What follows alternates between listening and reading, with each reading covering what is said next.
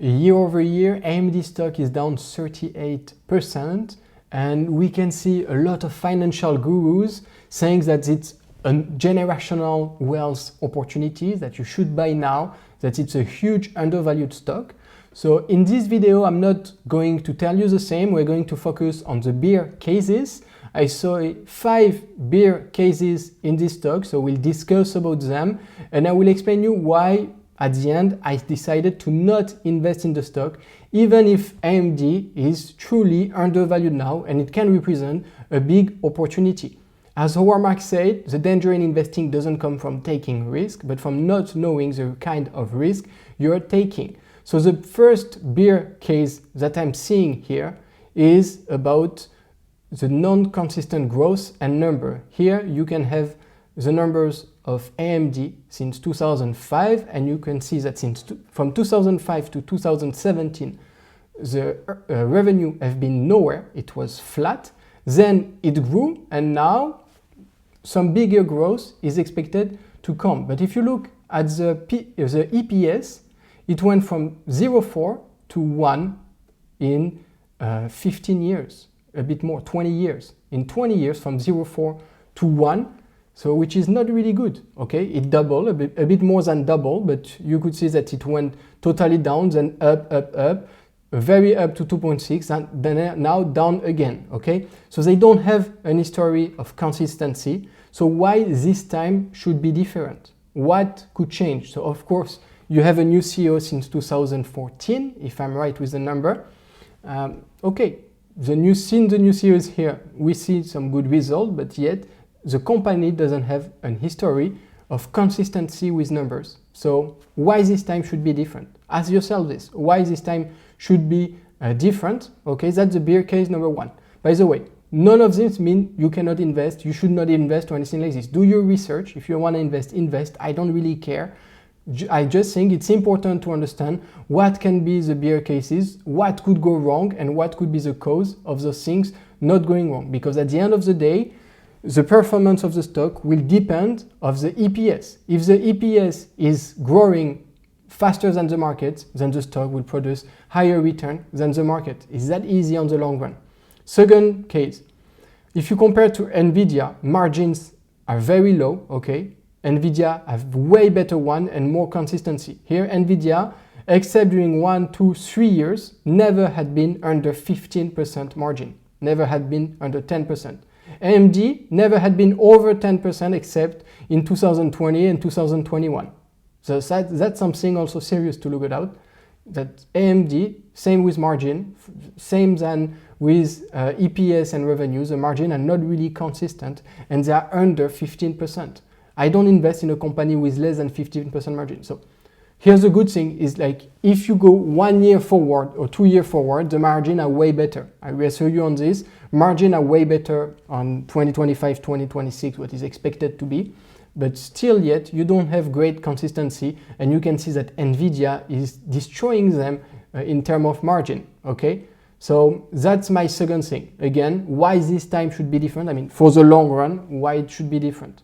Bear case number 3, okay? Amazon started to have their own chips, to produce their own chips. Apparently, they are 30% better in terms of cost efficiency and for data center, okay? It's for this that they produce them, which seems to be one of the main growth area for AMD right now.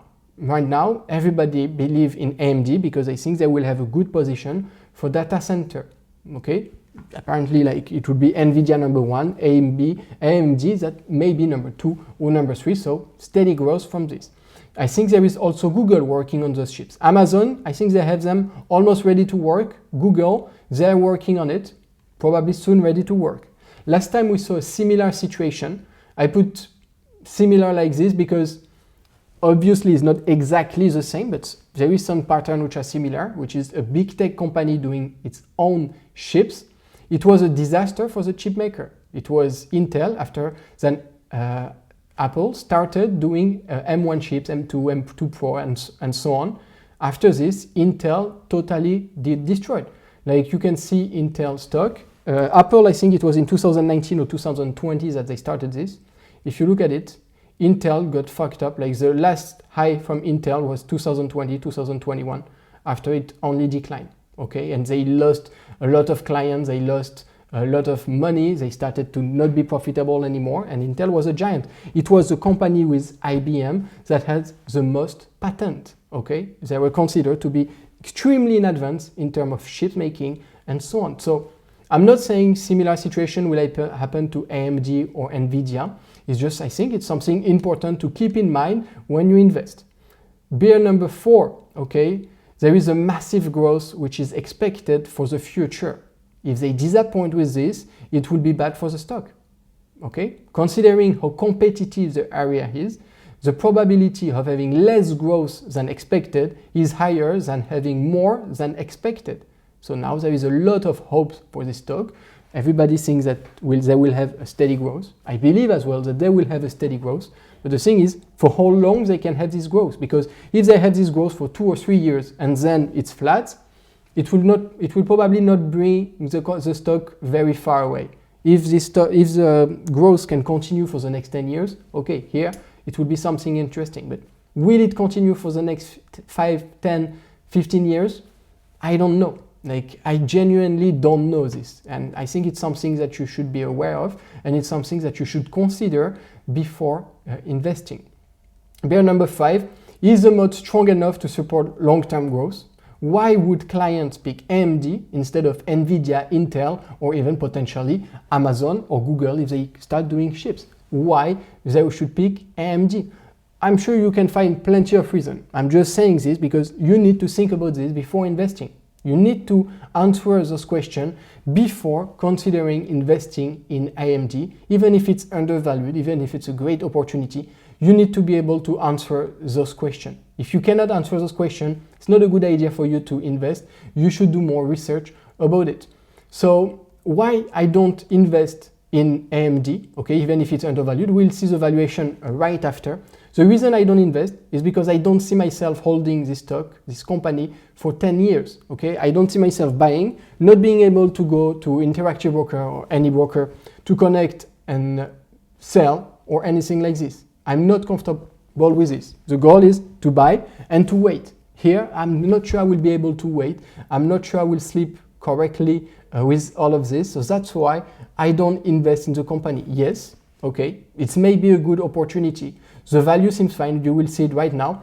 But for short-term investors, on long-term investors, I mean, at least with me, with my philosophy and my view on the market, I will really not be comfortable holding AMD for more than 5-10 years. I will not be comfortable. I will always be looking. I know that I cannot go and sleep and never look at it. There is other company where I feel I can go sleep, for example, Amazon, Google. I feel I can come back in 10 years and the business will be bigger. With AMD, I don't know if I come back in 10 years, if the business will be bigger. I have no idea of this. If you believe it will be bigger in 10 years, if you believe it will be great growth in 10 years, so then you should invest. But if you don't believe it, maybe you should stay away. So now let's go to valuation. We'll do two. One with the earning of 2024, and this is the earning of expected for 2025. So if you want to do 10%, you will need to have a PE. So the forward PE now is around 24, okay? So let's say you have a PE of 22, okay? If you want to do 10% per year, you need to have a growth of approximately 11.5% here. 11.5% per year for the next 5 years.